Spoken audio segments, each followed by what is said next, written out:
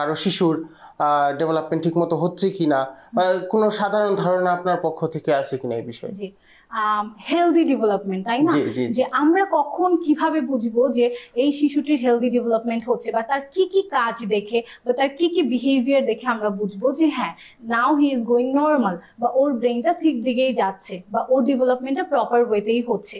এটারও কিছু সায়েন্স, বা আপনি আপনার শিশুকে being a parent, teacher, care giver, বা যারাই হচ্ছে শিশু লালন পালনের সাথে যুক্ত, আপনাদের চোখের সামনেই থাকছে, এবং থ্রু অবজারভেশন তার কাজ দেখে, তার অ্যাক্টিভনেস দেখে আপনি বুঝতে পারবেন যে আসলে তার হেলদি ডেভেলপমেন্টগুলো হচ্ছে কিনা। এখন আমি যদি স্পেসিফিক্যালি যদি বলি, আমরা যদি স্পিচ থেকে শুরু করি, আমরা জানি যে সে 6 মাসের মধ্যে ব্যাবলিং করবে, 12 মাসের মধ্যে সে ওয়ান ওয়ার্ডের কথা বলবে, 18 মাসের মধ্যে সে একটা দুইটা ওয়ার্ড বলবে এবং সেই সাথে সে ফ্রেজ ইউজ করতে পারবে, 3 বছরের মধ্যে সে 2টা থেকে 4টা ওয়ার্ড ইউজ করে সেন্টেন্স মেক করতে পারবে, সে আই কন্ট্যাক্ট করতে পারবে, তার সেন্সরি স্কিলস গুলো ডেভেলপ হবে, সে পিয়ার ইন্টারাকশন করতে পারবে।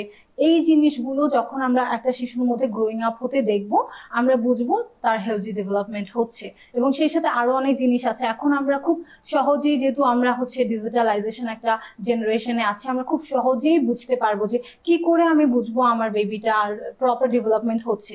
অবশ্যই আমরা তো সাইকোলজিস্ট, চাইল্ড সাইকোলজিস্ট, এটা নিয়ে আপনি খুব অনেক ভিডিও দেখতে পাবেন। এবং আমার একটা মেসেজ থাকবে এখানে যে যেহেতু আমরা সোশ্যাল মিডিয়া ইউজ করছি, বা যে কোনো থ্রু যে কোনো মিডিয়া, আমরা যখন কোনো কন্টেন্ট দেখছি এবং আমরা চেষ্টা করব ইনফরমেটিভ কন্টেন্ট গুলো দেখতে।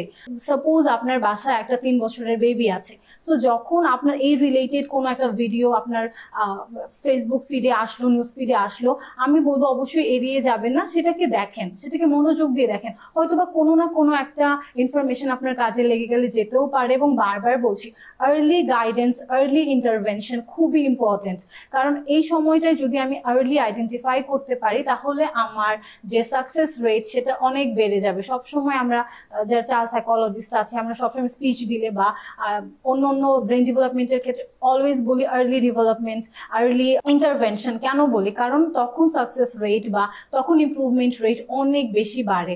এখন আজকে যদি আমি ইগনোর করি আজকের ইস্যুটা, কালকে সেটা হয়তো বা ডিসঅর্ডার অথবা ডিসএবিলিটি হয়েও যেতে পারে। তো সেই ক্ষেত্রে সবসময় খেয়াল রাখতে হবে যে আমার বাসায় যদি একটা 3 বছর বা 5 বছরের শিশু থাকে, আমি তাকে অবজার্ভ করব, তাকে টাইম দিয়ে আমি দেখব যে সে কি বিহেভ করছে, সে কিভাবে কথা বলছে, সে কিভাবে ইন্টারঅ্যাক্ট করছে। তাহলে আমি নিজেই বুঝতে পারবো আসলে কি কোনো কিছু রং হচ্ছে কিনা, বা ঠিক মতো বা হেলদি ডেভেলপমেন্ট হচ্ছে কিনা, এবং সেই অনুযায়ী আমি স্টেপ নিতে পারবো। আচ্ছা, অসাধারণ বলেছেন আপনি। অর্থাৎ সহজ ভাষায় বললে, আমরা শিশুদের সাথে ইন্টারেক্ট করব, আমরা বিভিন্ন জায়গা থেকে সাইকো এডুকেশন নিব, সাইকোলজিস্ট থেকে সাইকো এডুকেশন নিব। এর মাধ্যমে আমরা যত তাড়াতাড়ি সম্ভব শিশুর ডেভেলপমেন্টে আমরা নিজেরা বা যারা প্যারেন্টসরা আছেন তারা অংশ নিতে পারি।